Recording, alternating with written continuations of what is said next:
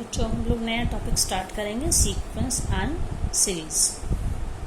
आप लोग के टॉपिक में से लीनियर इनइक्वालिटीज़ जो है वो हट गया है न्यू सिलेबस में से, इसलिए हम उसको नहीं लेंगे।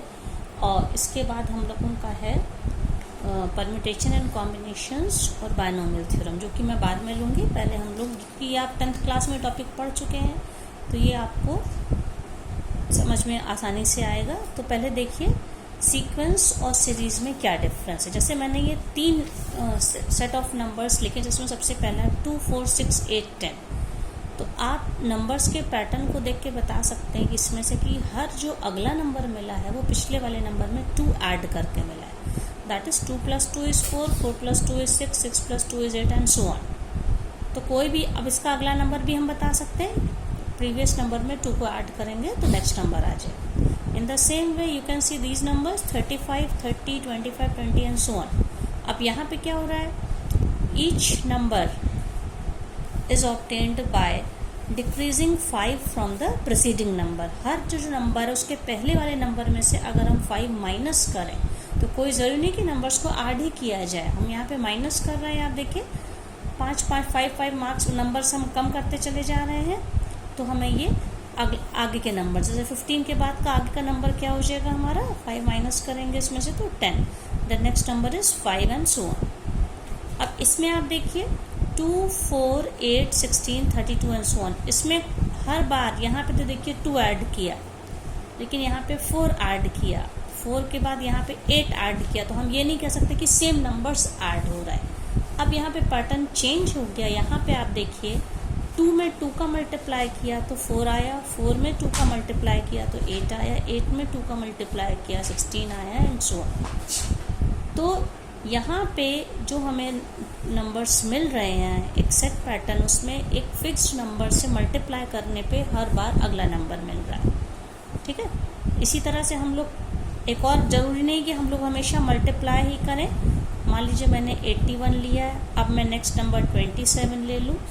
ठीक, नेक्स्ट नंबर अब मैं 9 ले लूँ, फिर 3 ले लूँ, 1। तो आप देखिए यहाँ पे 81 3 to the power 4 होता है। इसमें से हम 3 से अगर इसको डिवाइड करें तो 27 मिला, 27 में 3 से डिवाइड करें 9 मिलेगा, 9 में 3 से डिवाइड करें तो 3 एंड सो ऑन।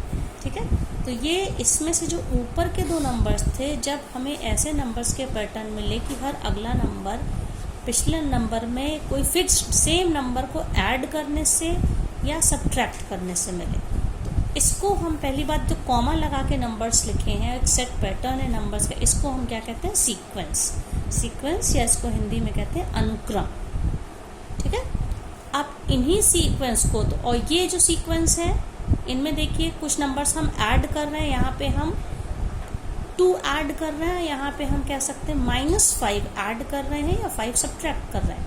तो इस तरह की जो सीक्वेंस होती इनको हम क्या कहते हैं, अरिथमेटिक प्रोग्रेशन या एपी।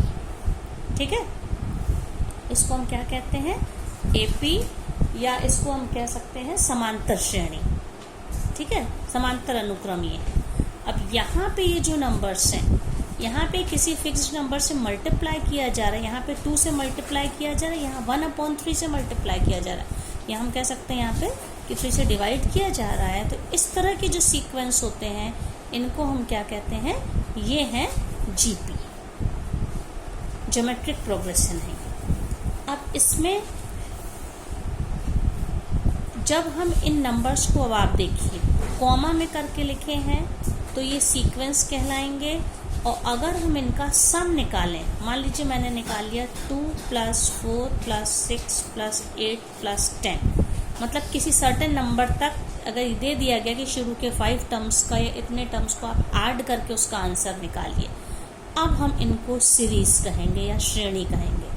ठीक है, तो जब कॉमा लगा हुआ है तो ये प्रोग्रेशन है, या इसको हम क्या कहेंगे, अनुक्रम कहेंगे। और जब इनमें प्लस का साइन हो गया तो अब इनको क्या कहेंगे, सीरीज कहेंगे या श्रेणी कहेंगे। और मैंने क्या बताया, सर्टेन नंबर्स ऐड हो रहे हैं तब एपी समांतर है, ये अरिथमेटिक प्रोग्रेशन है। सर्टेन नंबर्स मल्टीप्लाई हो रहे हैं, एक ही नंबर हर टर्म में मल्टीप्लाई हो रहा है तो उसको हम क्या कहेंगे, जी। तो इस तरह से कह सकते हैं, अगर कोई A1, A2, A3 इस तरह से अप टू n टर्म्स ये कोई एक्सप्रेशन है, तो इसको हम क्या नाम देंगे बच्चों? This is said to be sequence. Sequence कहेंगे या इसको हम क्या कहेंगे? अनुक्रम। अब अगर इसी में हमने A1 plus A2 plus A3 करते करते हमें पता नहीं कितने सपोज n नंबर्स तक हैं, तो अब ये क्या कहलाएगा? सीरीज। सीरीज मतलब कि श्रेणी। तो और इसको सीरीज को रिप्रेजेंट करने के लिए हमेशा एक ग्रीक लेटर सिग्मा यूज करती है। सिग्मा आप लोगों ने पहले भी देखा होगा, ठीक है। तो सिग्मा लगा के अगर मैंने यहाँ पे एक के लिख दिया, तो इसका मतलब है कि मैं कितने टर्म्स को, जैसे इसमें कितने टर्म्स को ऐड कर रही हूँ। के की वैल्यू कहाँ से स्टार्ट है? फर्स्ट वैल्यू इज A1 और कहाँ तक स्टार्ट हो रहा है? ये n। इस सिंबल का मतलब है A1 plus A2 plus A3 plus AN। तो सीक्वेंस और सीरीज में डिफरेंस आपको समझ में आ गया होगा। अब हम लोग क्या करते हैं, किसी सीक्वेंस का कोई पर्टिकुलर टर्म हमें निकालना है, तो कैसे निकालेंगे? ठीक है, जैसे कि मान लीजिए इसमें मैं एग्जांपल लेती हूँ। सपोज कोई दिया है एक इसका कोई जनरल टर्म जिसको हम लोग कहेंगे AN is equals to 2n plus 5 दिया है। अब इसमें क्या हमें निकालना है? फर्स्ट 3 टर्म्स निकालने। फर्स्ट 3 टर्म्स का क्या मतलब रहता है कि n की वैल्यू हमको क्या लेनी होगी? 1, 2 एंड 3, क्योंकि फर्स्ट 3 टर्म्स हमें चाहिए। तो इसमें इसका ये मतलब है कि जो फर्स्ट टर्म होगा दैट इज A1, तो जहाँ n की जगह पे क्या रखेंगे? 1 रखेंगे। 2 इंटू 1 प्लस 3 कितना हो जाएगा? ये 2 इंटू 1 प्लस 5, सॉरी, तो ये क्या हो जाएगा? 8। 2 into 1 plus 5 will be 7। Second term क्या होगा? 2 इंटू n की जगह पे वैल्यू चेंज होगी। 2 इंटू 2 प्लस 5, तो क्या हो जाएगा? ये 9। और A3 क्या हो जाएगा? 2 इंटू 3 प्लस 5, तो ये क्या हो जाएगा? 2 3 11। तो देखिए इसके हमको 3 टर्म्स मिले। फर्स्ट टर्म मिला 7, सेकेंड 9 और थर्ड 11। 7, 9 और 11, सॉरी दिस इज 11। तो अब आप देख सकते हैं सब में 2 2 का डिफरेंस है। हम कह सकते हैं ये AP है, अरिथमेटिक प्रोग्रेशन। इसी तरह से हम लोग एक दूसरा एग्जाम्पल भी ले सकते हैं। जैसे ये मान लीजिए कोई AN दिया है। सेकेंड एग्जाम्पल मैं ले रही हूँ। AN is equals to suppose n minus 2 upon 4, ठीक है। तो इसको भी हमें लेना पड़ेगा। फर्स्ट 3 टर्म्स निकालें। n is equals to 1, 2 and 3।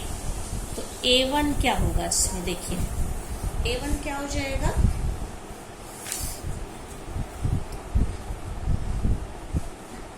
n हम यहाँ पे वैल्यू रख दीजिए। 1 माइनस 2 अपॉन 4, तो क्या हो जाएगा? ये माइनस 1 अपॉन 4। A2 क्या हो जाएगा? n की जगह पे 2 रखिए। 2 minus 2 upon 4, that will be 0 upon 4, so this will be 0। और A3 क्या हो जाएगा? 3 माइनस 2 अपॉन 4, तो क्या हो जाएगा? 1 अपॉन 4। तो ये जो हमको सीक्वेंस मिली है आप इसमें देख सकते हैं, -1 अपॉन 4, 0 एंड 1 अपॉन 4। एक तो बच्चों इसमें हमें ये फॉर्मूले की तरह दिया रहेगा और ये पूछा जाएगा कि आप first 3 terms, first 5 terms, it depends on the question कि n की किन वैल्यूज के लिए हमें निकालना, ठीक है। अब इसमें कभी कभी कुछ ऐसे क्वेश्चंस होंगे जिसमें हमें पर्टिकुलर टर्म निकालना पड़ेगा। जैसे कि एक ये सॉल्ड एग्जाम्पल है मैं ले रही हूँ, ठीक है। ये थर्ड एग्जाम्पल है। एक इसमें है AN है। AN is equals to n minus 1, 2 minus n and 3 plus n। इसमें हमको क्या निकालना है? 20th term. क्वेश्चन में क्या पूछा है? 20th टर्म क्या होगा। तो इसके लिए इसका क्या मतलब है कि हमें क्या निकालना है? A20 निकालना है, ओके। तो A20 AN की जब ये वैल्यू है तो A20 का मतलब है जहाँ जहाँ पे n है n की जगह पे क्या रखेंगे? 20। सो 20 माइनस 1, 2 माइनस 20 एंड 3 प्लस 20। तो ये नंबर क्या हो जाएगा 19, 2 minus 20 will be minus 18 and 3 plus 20 will be 23, and when we multiply all three numbers, we get the number -7866. ठीक है, तो ये इसका आंसर होगी। अब इसके बाद एक एग्जाम्पल और लेते हैं।